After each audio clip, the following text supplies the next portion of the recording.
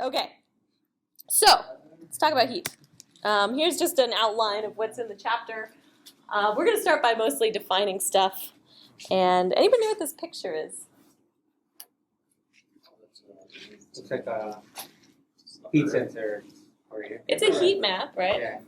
It's infrared, and it's actually the cosmic microwave, it's actually microwave, background radiation. It looks like a heat map, though. Does anybody know what that is? What? Okay. All right. So let's talk about temperature and some definitions. So temperature and thermal equilibrium. So system A, guess what temperature it is? Cold. Yeah. System B. Hot. Good job, guys. All right. And I should have put that up first. So let's put it in a cooler. All right. So let's put it in like a Coleman or whatever. All right. This is what we call an isolated system. Why do we call it an isolated system? Because the heat isn't crossing outside of this system. So it's isolated from the environment. Remember, system, environment. So that stuff's still going to be valid. All right, let's put an insulator between them, like some styrofoam or something, okay? Wait some time. What happens? Let's assume this is a really good cooler and a really good insulator. Nothing happens, okay, because there's no way for the temperature to change places, okay? Now we put the same system in a cooler, but we put like a piece of metal between them. Okay, so like maybe this is a steak, and this is a frozen steak. This is a hot steak. I don't know. This is a piece of metal in between them. What happens to this system after you add time? Yeah, they reach the same temperature, and they're both warm. I guess, like, lukewarm steak. Uncooked lukewarm steak. Okay, you should probably cook it. All right, so two systems are in thermal equilibrium if and only if they have the same temperature. So thermal equilibrium sounds fancy, but what does it mean?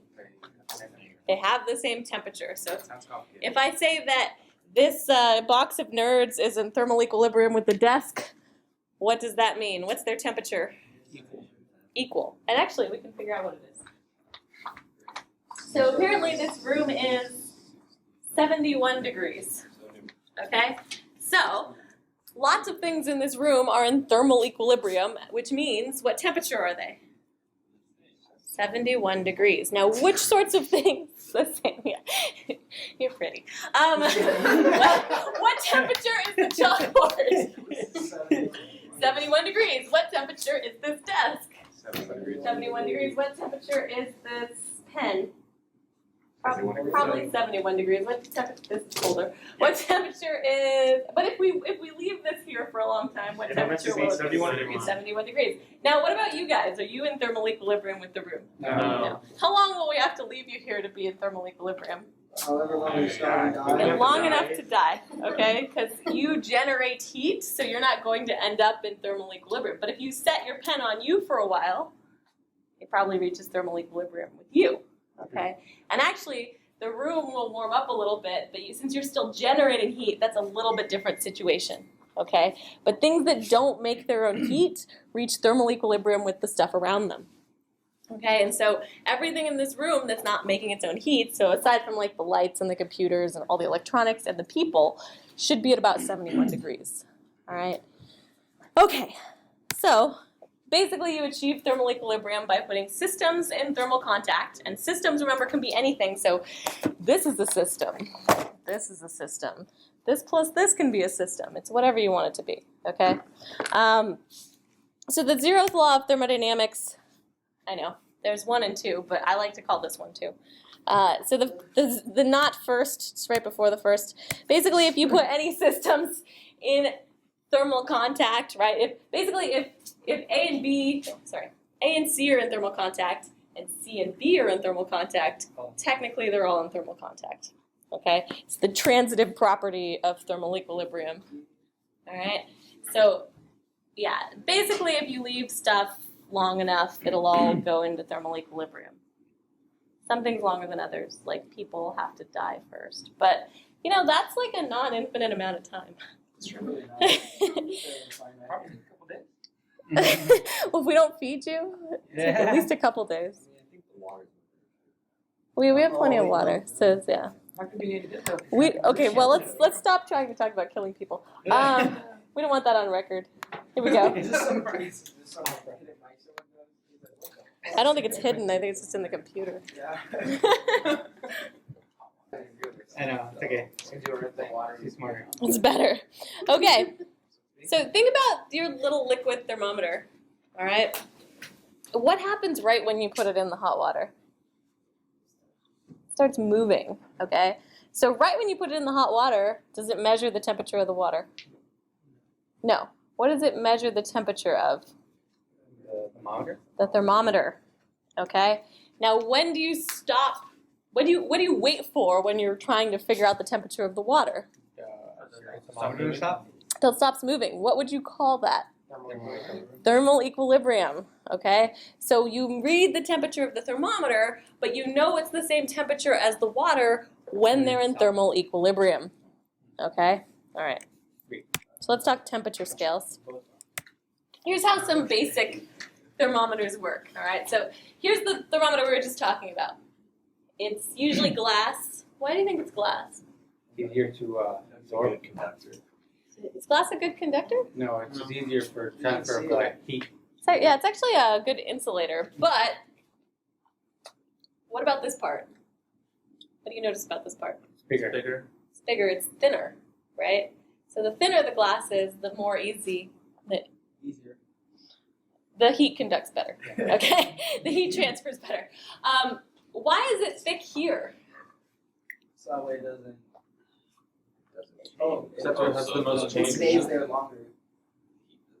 The heat doesn't go out, but also, like, imagine you're putting this in a pot of water and you're holding it with your fingers. Do you want to measure the temperature of you or the pot of water? Hot water. Pot of water. So you don't want anything touching the upper part of the thermometer to affect it, because you're not putting the upper part of the thermometer in the thing you want to measure. Okay. So you want the thin walls where you want to measure things, the thick walls where you want to not measure things. Okay. Container of gas. What happens if you heat up gas? It expands. Expands. Okay. So this basically uses pressure to give you temperature. All right. This is just a piece of metal. If you heat up metal, also expands, and then it changes shape, and it changes the dial. Okay. Tricky part is calibrating those. It's fun times. Okay. So let's talk about temperature scales. So let's start with, we know this is all water, right? So this is freezing water. What? Come on. Liquid water and steam. All right. So this would be the freezing point. That's when water and the ice are the same, and then boiling point. I know, this is very basic, but come on, it's a test day, so I wanted to take it easy on you guys. So we have this temperature scale we use, which is very intuitive. Obviously, everybody knows that things freeze at 32 degrees, and when do they boil? 212, and the absolute zero is at negative 459.67. Which makes so much sense. But if you want to not be totally frustrated all the time, it's better to learn to transfer Fahrenheit into Celsius or Kelvin. Okay. So good old Lord Kelvin.